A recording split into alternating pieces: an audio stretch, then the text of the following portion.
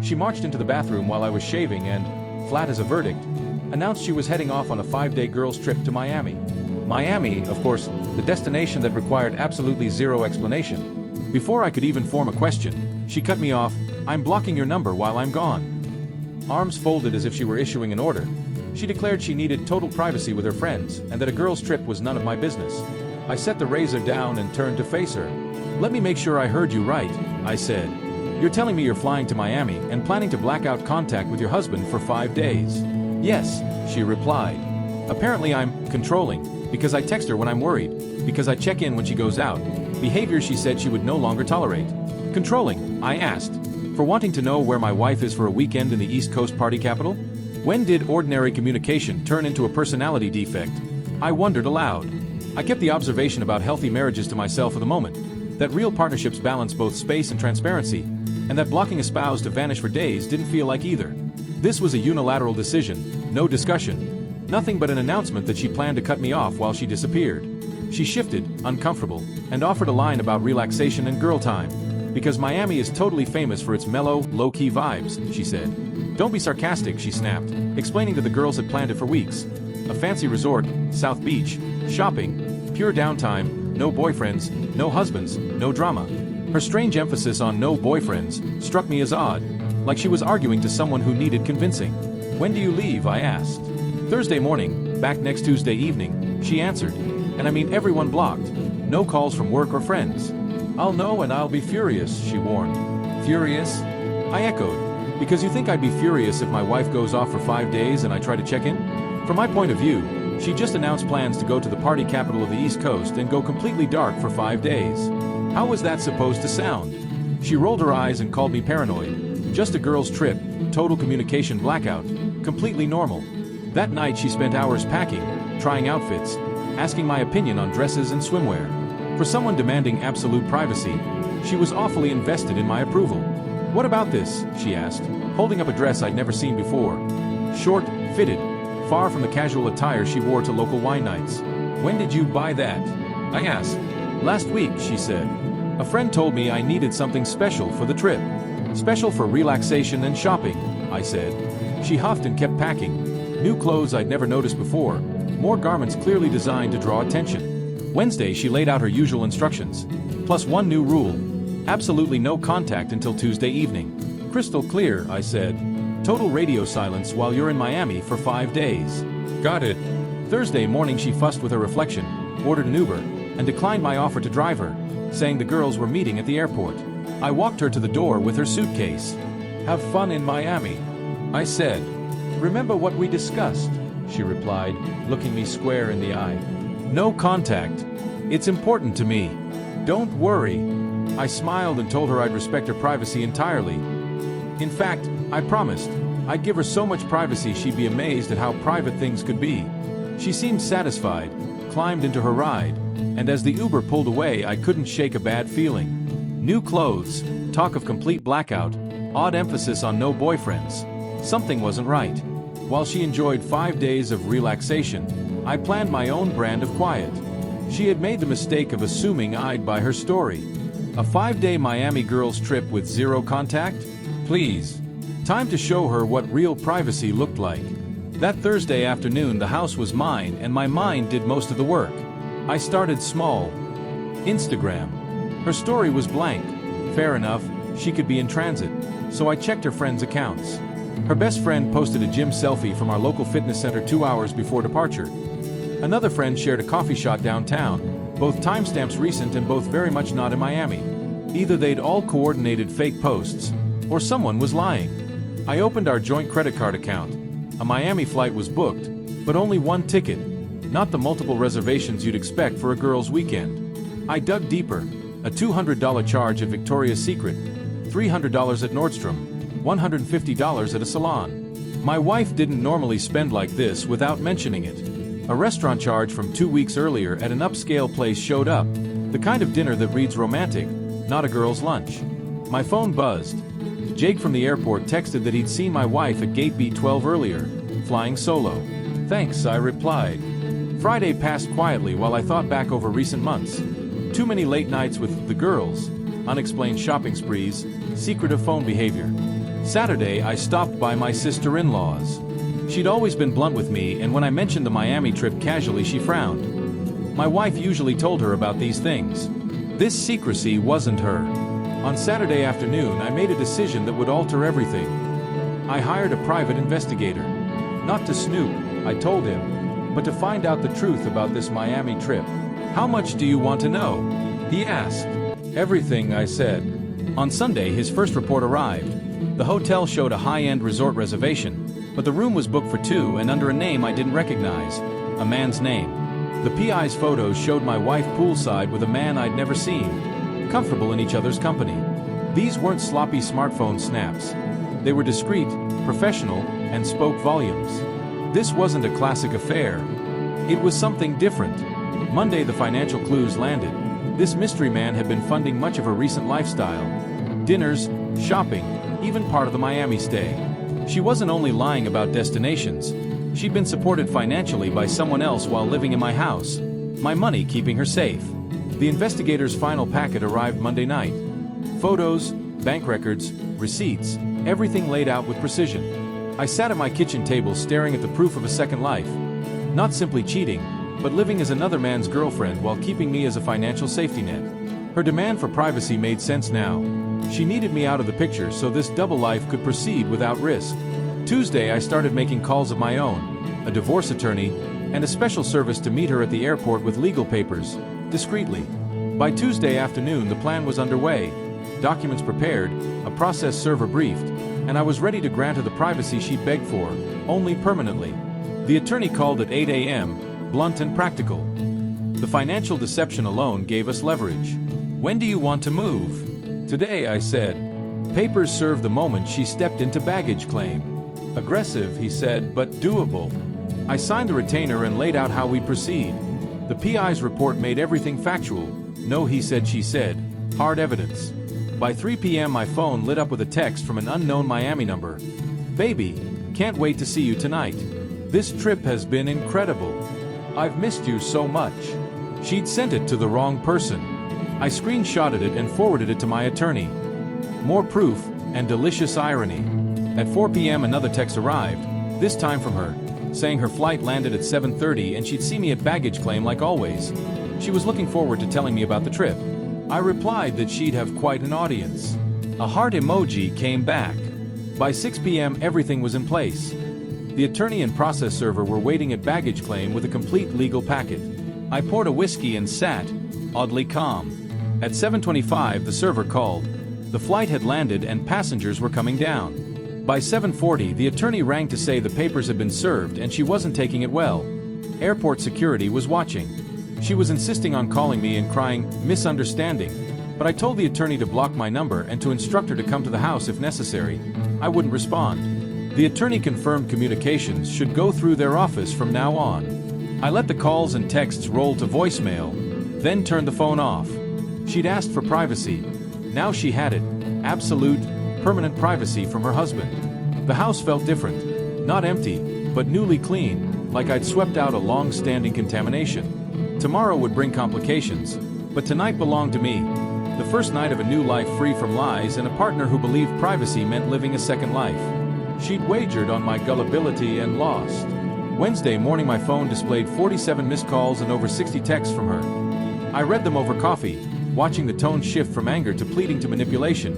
"You're making a huge mistake. I can explain. Please call me.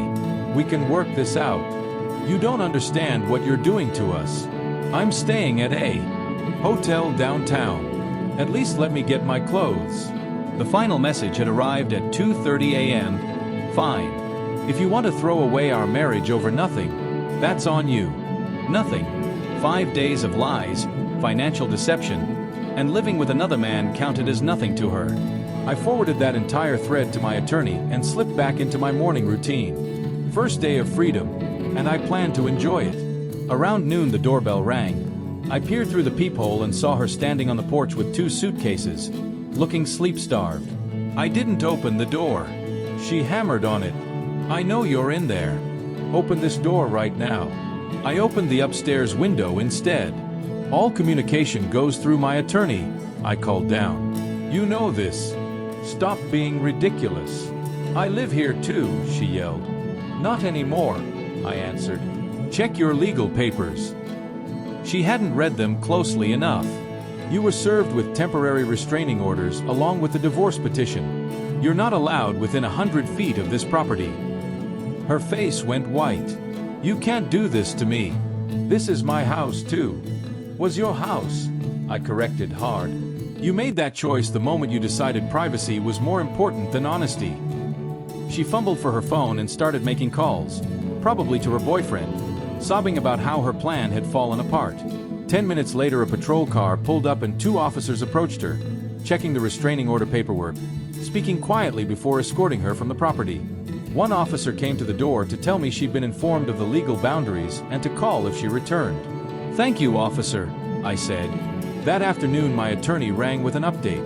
Her counsel wanted to negotiate. "What kind of negotiation?" I asked.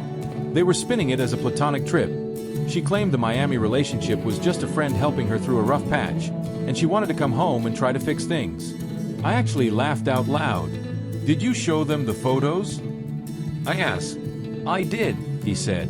"Now they say the angles are misleading and nothing improper happened."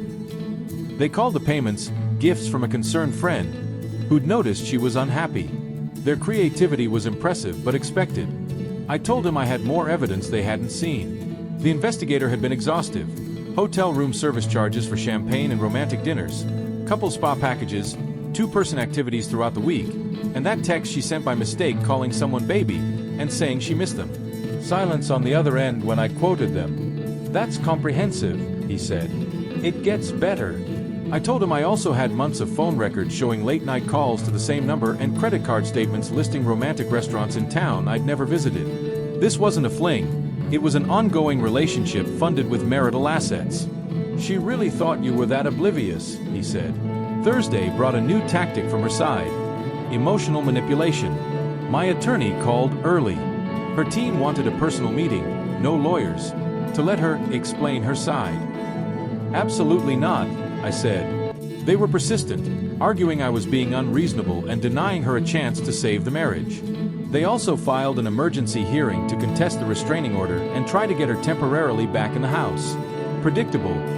Desperate people make desperate moves. "When's the hearing?" I asked. "Tomorrow morning. Judge Martinez. Fair but no nonsense. Our evidence should speak for itself." Good. I wanted it settled fast. Thursday night, an unknown number rang. My wife's voice begged, "Don't hang up, please."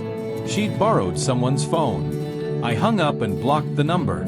Calls and texts came from other unknown numbers pleading, threatening, begging. "You're destroying everything we built. I made a mistake, but we can fix this. You're being cruel." I forwarded them all to my attorney as evidence of harassment and violation of the no-contact order. Friday morning, I dressed sharply and drove downtown for the court hearing. My attorney met me outside. She arrived with her counsel and a small army of family members for sympathy points. Let them have their theatrics. Facts don't bow to feeling.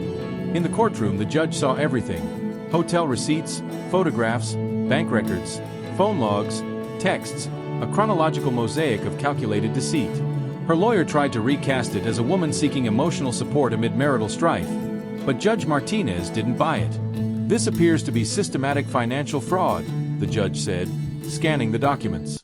"The petitioner has provided substantial evidence of deception and misuse of marital assets." My wife crumpled as the reality hit. Her family's shocked expressions told me they were hearing details for the first time. The restraining order stayed in force. The judge prohibited her from contacting me or returning to the marital residence pending divorce proceedings. Game over. Leaving the courthouse, I heard her sobbing as family surrounded her demanding explanations. My attorney walked me to the car and said, "That was as clean as these things get." "Privacy," I said. She wanted privacy from her husband. Now she has it permanently. The drive home felt like vindication, not for winning, but because truth had won. 2 weeks after the hearing, I thought the drama had settled. She'd been quiet and communications went through lawyers. Then Saturday morning changed that. Voices on my front lawn drew me to the window. She stood on the sidewalk with her mother, sister, and 2 strangers, staging what looked like an intervention. "There he is," her mother called. accusing me of abandoning my wife over a misunderstanding. I stayed calm, poised to call the police if they crossed the property line. Ladies, you can stand on the public sidewalk, but this conversation isn't happening, I warned. My wife stepped forward, tears streaming, asking for 5 minutes to explain, rehearsed and pleading for a chance to be heard. You had 5 days in Miami to work on your explanation, I said. How'd that go? Her sister leapt in with the usual forgiveness script. People make mistakes, you should work it through. Which mistake are we discussing? I asked. The lying about where she was, the blocked number, the secret boyfriend, or stealing marital money to fund her double life? She wailed that I was twisting things. Am I asked, pulling out the hotel receipts. Her mother invoked vows and forgiveness. Her cousin tried a softer angle. One bad decision shouldn't destroy everything. I couldn't help but laugh. This wasn't one bad decision but months of deception. Stage trips, new wardrobes, financial support from another man, blocking me to hide everything. That's not a mistake. That's an entire alternate life. My wife sobbed, but she denied specifics. I can't, she whispered when pressed to explain the lingerie charges, the mistaken baby text, the one plane ticket and a room booked under a man's name. The silence said it all. Her cousin urged me to reconcile. Don't you want to try to fix this? He asked. Fix what? I said. The lying, the cheating, the theft, or the getting caught part. She offered to do anything. Counseling, therapy, begging for another chance. I reminded them she'd had countless chances. Nights she came home pretending. Mornings she slept beside me while living a lie. Her mother shouted that people change. I told them she did change. From someone I trusted into someone I couldn't. That's not reversible. She stepped near the property line and pleaded about good times and what we built.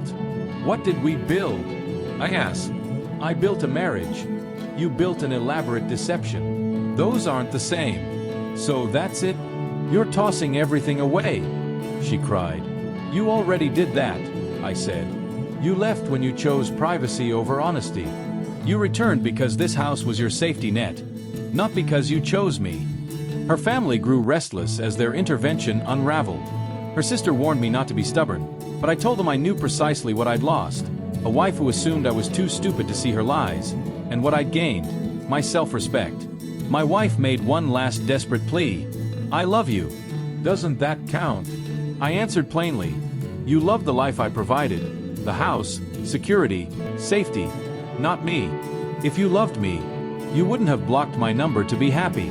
She had no reply. The divorce papers were filed, all communication routed through lawyers, and I walked back toward my house, leaving them on the sidewalk. This isn't over, her mother shouted. I paused, looked back and said, yes, it is. She wanted privacy from her husband. Mission accomplished. As I closed the front door, I could hear them arguing, trying to figure out how their intervention failed. The answer was simple. You can't manipulate someone who knows the truth. The truth was that my wife had chosen deception long before Miami. Excitement over commitment, another man over her husband, and now she lived with those consequences while I could sleep at night. 3 months later, the divorce was final. She tried every manipulation, tears, threats, family pressure, even confronting me at work, but none of it worked because I had what she couldn't argue with, documentation. The settlement was harsh for her. The court found her financial deception amounted to fraud and voided her claim to half our assets. She walked away with personal belongings and a tough lesson about consequences. The day after the decree, I received one last text. I hope you're happy now. I wasn't happy about destroying someone, but I was relieved I refused to let someone destroy me. 6 months after the divorce, I ran into her at a grocery store. She looked older, worn. How are you doing? She asked tentatively. Great. You? She said she was living with her sister and trying to regroup. I'm sorry, she offered. Not the I'm sorry I got caught kind, but a real apology for what she'd done. Okay, I said. Do you think someday we could talk as friends? She asked. I looked at the woman who'd blocked me to live with another man, who'd used marital funds for a secret life, who'd lied nightly while sharing my bed. Privacy, I reminded her. You taught me how valuable that is. She realized what I meant and sat in the silence. I hope you find what you're looking for, I said and walked away. Driving home, I thought through everything. She'd asked for privacy, believing I was too weak to respond. Gambling I'd accept humiliation. She lost. Some people learn the hard way that actions have consequences. My ex learned that when she found divorce papers instead of a compliant husband waiting at the airport. She'd wanted freedom from accountability, but accountability found her anyway. I had a new life built on truth rather than lies, on self-respect rather than being someone's safety net. She got exactly what she asked for, permanent privacy from her husband, but with permanent consequences. Respect can't be demanded, manipulated, or faked. You either earn it or you lose it. She chose to lose it. I chose to keep mine. Our story ends here. If you made it this far, consider subscribing to the channel. It really helps. I've picked 2 more videos I think you'll like. Click on them if you want, and I'll see you in the next story. See you soon.